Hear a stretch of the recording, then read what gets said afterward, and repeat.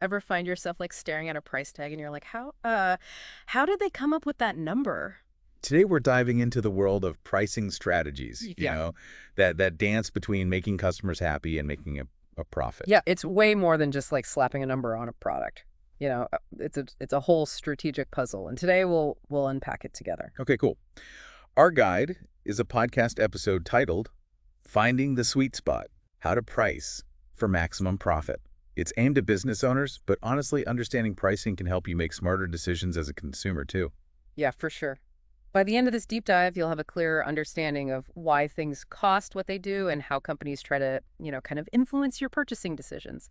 You might even see those price tags in a whole new light. Okay, so let's start with the basics. Profit, revenue minus costs. Right. Simple enough. Well, it sounds simple, but there's this interplay between price and demand that makes things a bit more complex. Have you ever noticed how the price of gas can fluctuate wildly, but people still, fill up their tanks? Right. Well, that's because we need gas, right? No matter the price, we got to get to work, school, all that. I bet a luxury handbag is a different story, though. Exactly. Economists call this price elasticity. Demand for essential goods like gas is inelastic. It doesn't change much even if the price goes up.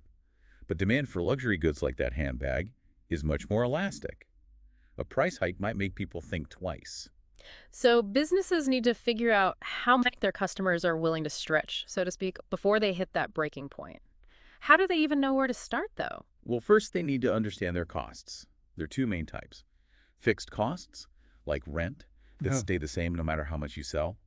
And then variable costs, like materials that increase with each unit produced. So you're saying before a business can even think about setting a price, they need to have a crystal clear picture of what it costs them to produce, ship, and sell their product. That's exactly right. And once they know their costs, they can calculate their contribution margin. That's the amount each sale contributes to covering fixed costs and generating profit. Okay, I'm starting to see how this all fits together. The podcast gave an example. If a product costs $10 to make and sells for $30, the contribution margin is $20. Why is that $20 so crucial? Well, imagine you have a fixed cost of $10,000 per month maybe for rent and salaries. With a $20 contribution margin, you'd need to sell 500 units just to break even. But if your contribution margin was, say, $50, you'd only need to sell 200 units to cover those costs. The higher the contribution margin, the faster you become profitable and the more flexibility you have to maybe adjust your pricing, run promotions, or even absorb those like unexpected cost increases. So it's not just about selling a ton of products, it's about selling them at a price that leaves a healthy profit margin after all those costs are considered. Now you're getting. And once a business has a firm grasp on their costs and contribution margin, they can start exploring different pricing strategies. Yeah. One common approach is what's called break-even analysis. Okay, so break-even analysis helps businesses figure out the absolute minimum price they need to charge to cover their costs. But I'm guessing they don't just want to like break even, right? Of course not. They want to make a profit. And there are a few other pricing strategies that can help them do just that. We'll dive into those next. All right, so we've covered the basics of costs and break-even analysis. What are some other pricing strategies businesses use to, actually make money? Well, one popular method is A/B testing. It's essentially like experimenting with different price points to see what resonates best with customers. Think of it like trying on different outfits before a big event. You want to see which one looks and feels the best. Right. So it's like a real-world experiment where businesses offer the same product at different prices to see which one leads to the most sales. Does that mean like constantly changing prices to keep customers guessing? Not exactly. It's more about gathering data during a specific period to understand how price sensitivity affects customer behavior. For example, the podcast mentioned an online course offered at $199 and $299 to see which price point attracted the most students while still being profitable. That's pretty clever. A way to find that sweet spot between attracting customers and maximizing revenue. What other strategies do businesses have up their sleeves? One that's one that's gaining traction is value-based pricing. It's about shifting the focus away from just costs and onto the value the product or service provides to the customer. Instead of asking, what does it cost us to make this? They're asking, what problem does this solve for our customers and how much is that solution worth to them? Okay, that makes sense. But how do businesses actually figure out how much value their product brings to the customer? It seems a bit subjective, doesn't it? Well, it does involve understanding customer needs and perceptions, but there are ways to gather data and make informed decisions. For example, a software company might conduct surveys to understand how much time their customers currently spend on a particular task, and then calculate how much time and money they could save by using the software. Then they can use that data to justify a price that reflects the tangible value their software provides. So it's about identifying those pain points, quantifying the benefits the product offers, and then translating that into a price that customers perceive as fair and valuable. Exactly. And you see this all the time. Think about those late-night infomercials. They're not just selling a product, they're selling a solution to a problem.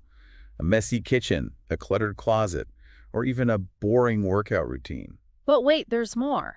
They make you feel like you're missing out if you don't pay that price. Right. They're masters of highlighting the value proposition and making you feel like the price is a steal compared to the benefits you'll receive. Now, of course, not all value-based pricing is as dramatic as an infomercial, but the principle is the same, understanding the customer's perspective and pricing accordingly. This is all super interesting, but I'm curious to see how these strategies play out in the real world. The podcast mentioned some contrasting examples, Apple and Walmart. Can you walk us through those? Absolutely. These two giants are perfect examples of how different pricing strategies can be successful depending on the target market and the overall business goals. Apple is known for its premium pricing. They charge a hefty amount for their products, but people still line up to buy them. Why do you think that is? Well, they built an incredibly strong brand image around innovation, design, and exclusivity. People aren't just buying a phone or a laptop, they're buying into a lifestyle and a sense of belonging. Exactly. Apple has mastered the art of creating perceived value. Their customers are willing to pay a premium because they believe they're getting something truly unique and desirable. Think about the sleek design of their products, the user-friendly interface, and the seamless integration across their ecosystem. These factors contribute to a perception of higher quality and a willingness to pay more. So Apple's pricing strategy aligns perfectly with their brand image and target market, those who value design innovation and are willing to pay for a premium experience. What about Walmart? Their strategy seems to be the polar opposite. Right? Walmart's entire business model is built on low prices and high sales volume. They're appealing to a different type of customer, one who prioritizes affordability and value for their money.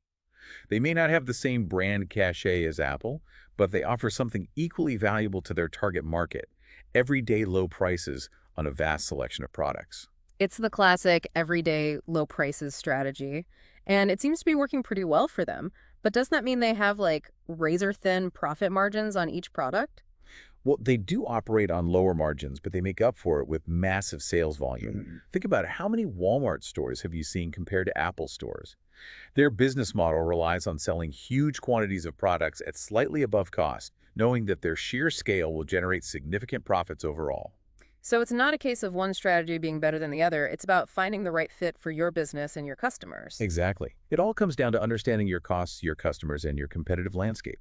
And even if you're not running a business, understanding these strategies can help you make smarter decisions as a consumer. Now that we've seen how these pricing strategies play out in the real world, do you have any practical tips for our listeners? Maybe things they can apply to their own lives, even if they're not CEOs of major corporations? Absolutely.